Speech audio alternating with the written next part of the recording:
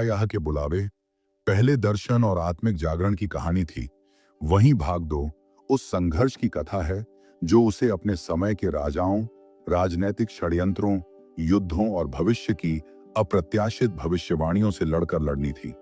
इस भाग में एक रहस्यमय बालक की भविष्यवाणी सामने आती है जो भविष्य में इज़राइल की मुक्ति का कारण बनेगा।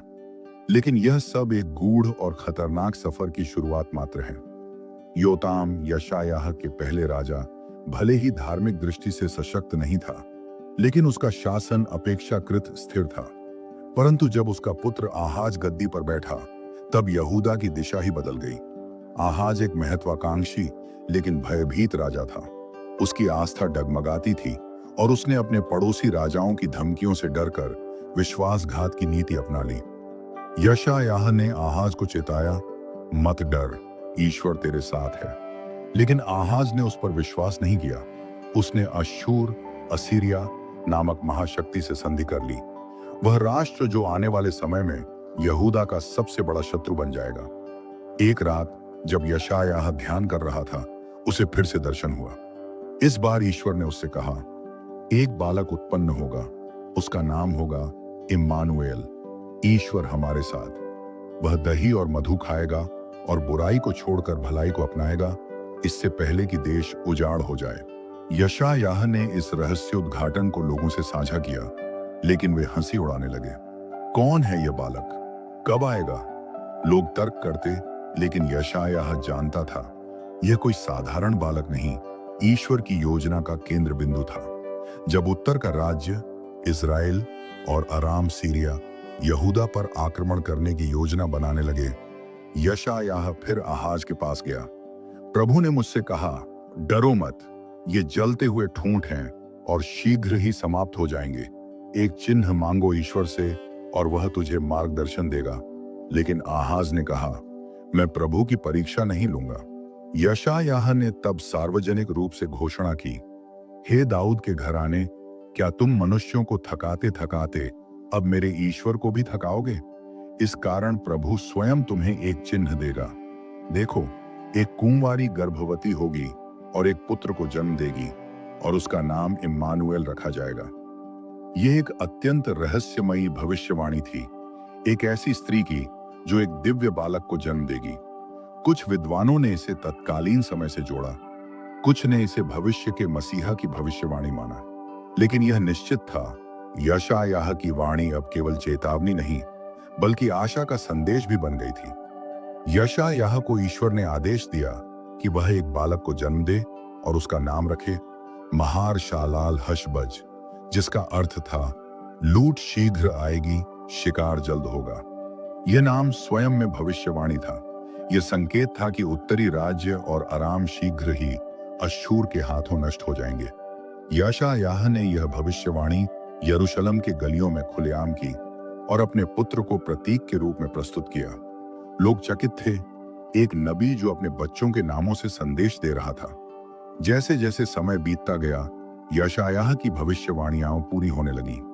अराम का विनाश हुआ, इज़राइल की राजधानी सामरिया पर आक्रमण हुआ और यहूदा पर खतरा बढ़ता गया।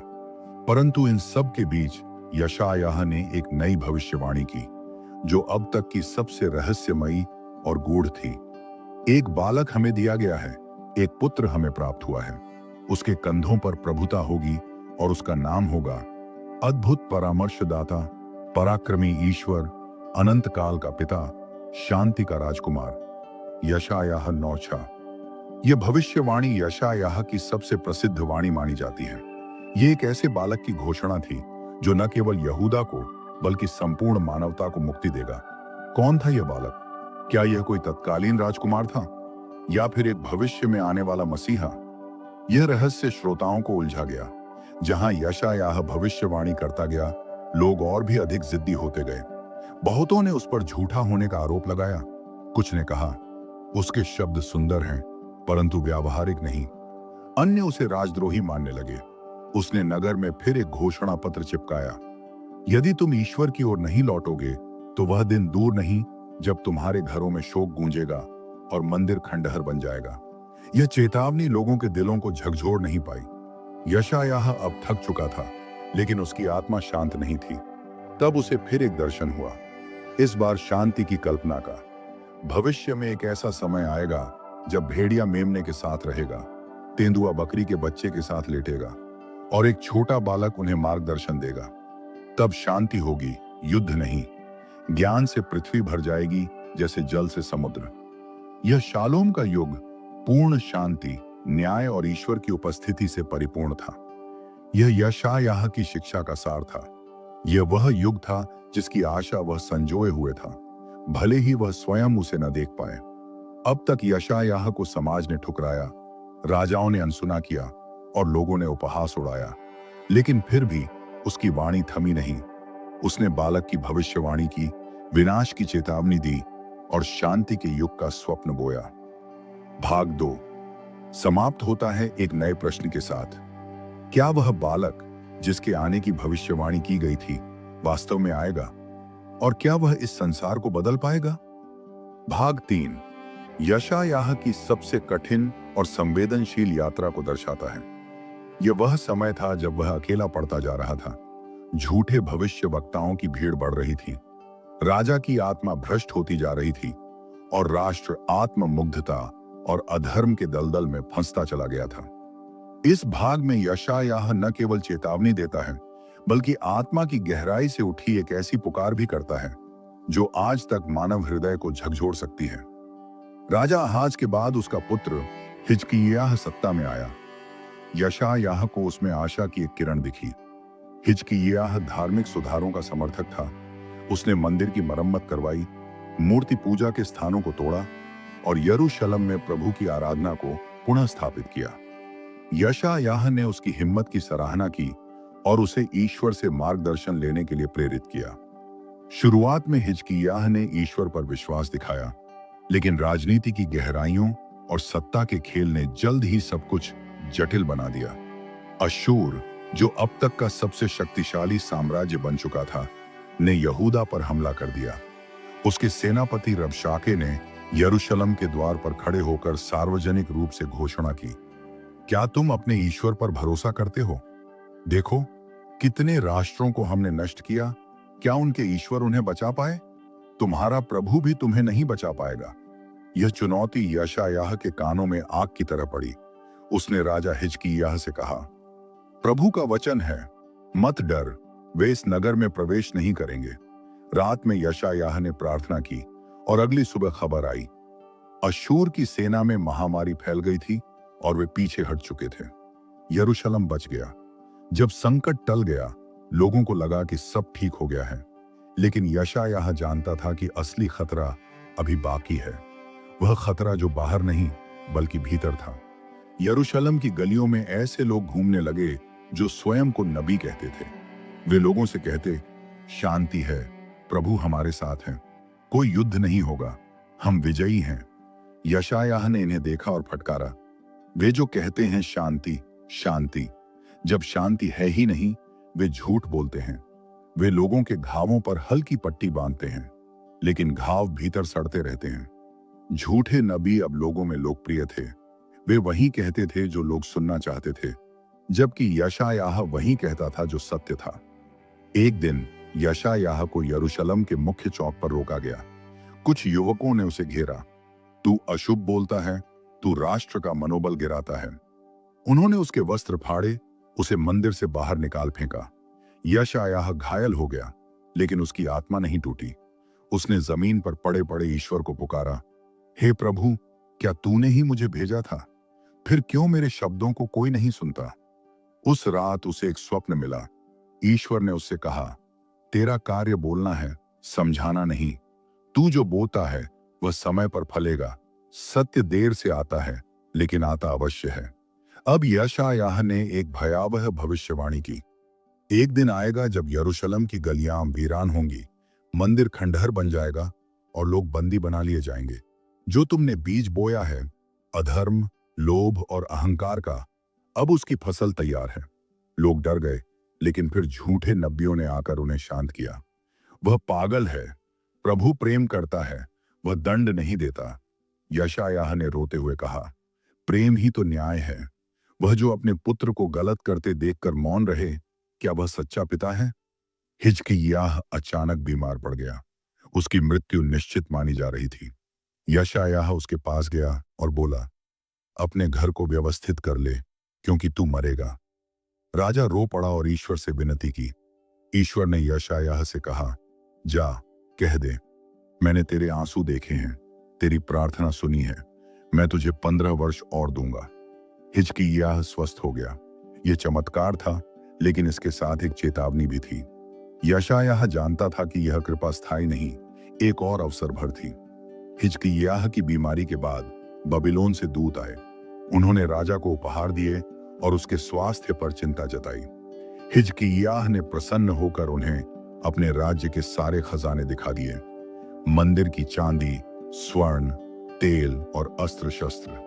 यशायाह क्रोधित हुआ, तूने उन्हें सब कुछ दिखा दिया, और वह दिन आएगा जब वे लौटेंगे, न उपहार लेकर बल्कि सेना लेकर, और जो कुछ तूने दिखाया सब लूट लिया जाएगा। हिजकिय्याह ने कहा, कम से कम मेरे जीवन में तो शांति रहेगी। यशायाह का हृदय टूटा। यह थी मनुष्य की सीमित दृष्टि। वह केवल वर्तमान में संतुष्टि खोजता है, भविष्य की चेतावनी को अनसुना करता है। अब यशायाह की वाणी में एक नई गूंज थी, एक दास की जो आएगा और सबके पाप अपने ऊपर लेगा। वह तुच्छ समझा गया, मनुष्यों द्वारा तिरस्कृत, दुखों का आदमी, रोगों से परिचित। उसने हमारे अपराधों को उठा लिया, हमारे पापों का दंड लिया, और उसके घावों से हम चंगे हो गए। यह अब तक की सबसे रहस्यमयी भविष्यवाणी थी, एक आने वाले उद्धारकर्ता की जो दुख सहकर मुक्ति लाएगा। यशायाह के शब्द अब केवल चेतावनी नहीं, बल्कि करुणा से भी भरे थे। अब यशायाह अकेला था, लेकिन स्थिर। झूठ के शोर में उसकी सच्चाई धीमी पड़ गई थी, लेकिन वह बुझी नहीं थी। उसने भविष्य के एक महान परिवर्तन का बीज बो दिया था। एक समय आएगा जब लोग पूछेंगे, कौन था वह जिसने पहले ही सब कुछ बता दिया था। भाग 3 समाप्त होता है इस गूंज के साथ। सत्य देर से बोलता है, लेकिन जब बोलता है तो अनंत काल तक गूंजता है। यह अंतिम भाग यशायाह के जीवन की पूर्णता को दर्शाता है। वह समय जब उसके द्वारा बोई गई भविष्यवाणियों की फसल धीरे धीरे उगने लगी। इस खंड में हम उसकी आत्मा की शांति, उसके शब्दों की भविष्यवाणियों के पूरे होने और अंततः उस महान विरासत का दर्शन करेंगे जो वह अपने पीछे छोड़ गया। जब बबीलोन की सेनाएं धीरे धीरे यहूदा के ओर निकट आती रहीं, यशायाह जानता था कि यह वही समय है जिसकी वह भविष्यवाणी कर चुका था। उसने यरूशलेम की दीवारों से नीचे देखा। बाजारों में हलचल तो थी, लेकिन आत्मा में डर गहराता जा रहा था। लोग अब उसकी बातों को गंभीरता से लेने लगे थे। कई गुप्त रूप से उसके पास आने लगे, पूछने लगे, अब क्या होगा नबी? क्या हम पूरी तरह नष्ट हो जाएंगे? यशायाह मौन रहता और कभी कभी केवल इतना कहता, तुम जो बोते हो वही काटोगे, लेकिन प्रभु की करुणा कभी समाप्त नहीं होती। हिजकिय्याह के पुत्र मनश्शे ने सिंहासन संभाला, लेकिन उसने अपने पिता की धार्मिकता को त्याग दिया और आहाज की राहों पर चल पड़ा। मूर्ति पूजा पुनः आरंभ हुई। यरूशलेम के भीतर अशेरा और बाल के मंदिर बन गए और यशायाह पर कड़ा प्रतिबंध लगा दिया गया। यशायाह को अब राज्यद्रोही माना गया। वह छिपकर शिक्षाएं देने लगा और भविष्यवाणी करता रहा। राजा जिसने प्रभु को छोड़ा है वह स्वयं भी छोड़ा जाएगा। अपने अंतिम वर्षों में यशायाह की वाणी एक विशेष विषय पर केंद्रित हो गई। वह मसीहा जो एक दिन आएगा और सबको मुक्ति देगा। उसने कहा, एक कुमारी गर्भवती होगी और पुत्र को जन्म देगी और उसका नाम इम्मानुएल रखा जाएगा। वह न्याय और धर्म से राज करेगा और उसकी शांति की सरकार अंतहीन होगी। लोग इसे रहस्य की दृष्टि से देखते। यशायाह अब सच्चाई से भी अधिक गहरे संकेतों में बोलने लगा था। उसका चेहरा तेजस्वी था। उसकी दृष्टि भविष्य की सीमाओं को पार कर चुकी थी। मनुष्य की क्रूरता बढ़ती जा रही थी। उसने कई नबियों को मार डाला और एक दिन यशायाह को भी पकड़ने का आदेश दिया। यशायाह जंगल में भागा, लेकिन अंततः पकड़ा गया। राजा ने उससे कहा, तू जो हमेशा विपत्ति की बात करता है, आज खुद को बचाकर दिखा। यशायाह मौन रहा। उसकी आंखों में न डर था, न घृणा, बस करुणा। राजा ने आदेश दिया कि उसे एक खोखे पेड़ के तने में रखा जाए और आरी से चीर दिया जाए। कहा जाता है कि जब वह आरी के नीचे था तब भी उसके होठों पर यह वचन था, हे प्रभु, उन्हें क्षमा कर, क्योंकि वे नहीं जानते कि वे क्या कर रहे हैं। समय बीता, बबीलोन ने यरूशलेम को नष्ट कर दिया, मंदिर जला दिया गया, लोग बंदी बनाकर ले जाए गए। और तब लोगों को यशायाह की याद आई। उन्होंने कहा, उसने कहा था यह सब होगा, हमने नहीं सुना, और यही हुआ। लेकिन उसके शब्द केवल विनाश की भविष्यवाणी नहीं थे, वे पुनर्स्थापन की आशा भी थे। जो अंधकार में बैठे हैं उन्होंने एक महान ज्योति देखी है, उन पर जो मृत्यु की छाया में है प्रकाश चमका है। यशायाह की सबसे महान भविष्यवाणी थी एक सेवक का आगमन जो पापों का बोझ उठाएगा और उद्धार करेगा। उसने लिखा, वह हमारी ताड़नाओं से घायल हुआ, हमारे अधर्मों के लिए कुचला गया, और उसके द्वारा हमें शांति प्राप्त हुई। उसने यह भी कहा कि यह सेवक केवल यहूदा के लिए नहीं बल्कि समस्त जातियों के लिए होगा। उसका राज्य न्याय और दया का होगा। यशायाह के जाने के वर्षों बाद उसका लेखन यहूदी लोगों की आशा बन गया। जब वे बबीलोन में निर्वासन में थे तब वे उसके शब्दों को पढ़ते, डरो मत, क्योंकि मैं तुम्हारे साथ हूं, घबराओ मत, क्योंकि मैं तुम्हारा परमेश्वर हूं, मैं तुम्हें बल दूंगा, मैं तुम्हारी सहायता करूंगा। यशायाह का ग्रंथ 66 अध्यायों में विभाजित हुआ, जो बाइबल की पुस्तक का सबसे विस्तृत नबी ग्रंथ बना। अपने जीवन के अंत में यशायाह ने एक स्वप्न देखा, एक ऐसा यरूशलेम जहां शेर और मेमना एक साथ रहते हैं, तलवारें हल में बदल जाती हैं और कोई दुख नहीं होता। देखो, मैं नया आकाश और नई पृथ्वी बनाता हूं, पहले की बातें याद नहीं रहेंगी, वहां न रोना होगा, न मृत्यु होगी, न पीड़ा। यह भविष्यवाणी यशायाह के कार्य का अंतिम मोती था, वह दृश्य जहां मनुष्य और ईश्वर पूर्णतः एक हो जाते हैं। यशायाह का जीवन संघर्षों से भरा था, लेकिन उसका उत्तरदायित्व केवल अपने समय के लिए नहीं था, वह आने वाली पीढ़ियों के लिए मार्गदर्शक बना। उसके शब्द केवल यहूदा के लिए नहीं, समस्त मानवता के लिए संदेश थे। आज भी जब हम आशा, सत्य और न्याय की खोज करते हैं, यशायाह की गूंज हमें सुनाई देती है, हे प्रभु, तू ही हमारी आशा है, बीते हुए कालों में भी और आने वाले युगों में भी।